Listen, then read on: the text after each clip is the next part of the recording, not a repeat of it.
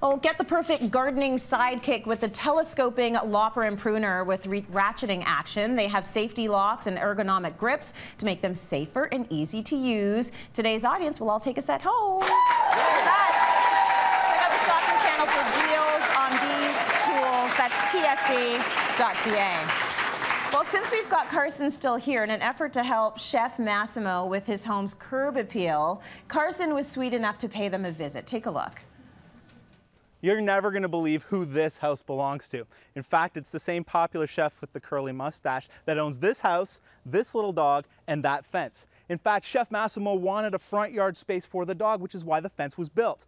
But the fence, unfortunately, does nothing for the curb appeal of the house. Well, guess what? We're going to change all of that today. This paint is the best stuff for actually marking out space. I know a lot of people talked hoses. Trust me, spray paint is the most forgiving because you can mark it out and then you tear it out when you remove the grass. Simple. Once you've lined out your beds, you need to remove the grass. Now, this shouldn't be a tough process because most grass only grows 3 to 4 inches deep. That's how much soil you need to take out of here. But then you've got to add new soil to build the beds back up. Now, we've brought in this really humus-rich soil because it's fantastic for plant growth. I like to put it into the gardens before we put the plants in. That way, when you're digging the holes for the plants, the good stuff falls in and you're set to go.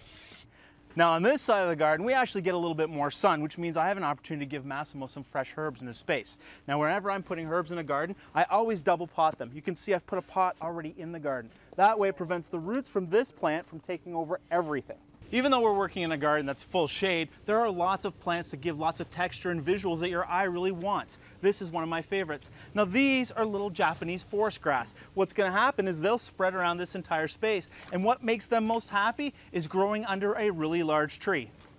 Kind of like this one. Not bad for a couple hours work, a little bit of mulch and some plants and shrubs. All I need now is Chef Massimo's approval.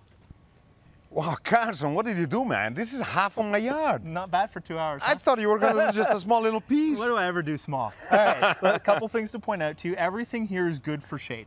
So you don't have to ever worry about it. I don't really want you to prune anything, just water it lots, okay? Spacing-wise, oh, you're happy with that. I'm convinced, yeah. Okay. Massimo the gardener. No. Spacing-wise, everything is given a little bit extra space because I want it to grow into it. Your goal, make this beautiful. Absolutely, okay. You can do it. I have faith. The guy's a pro. Let's go to break. More coming up. Stay with us.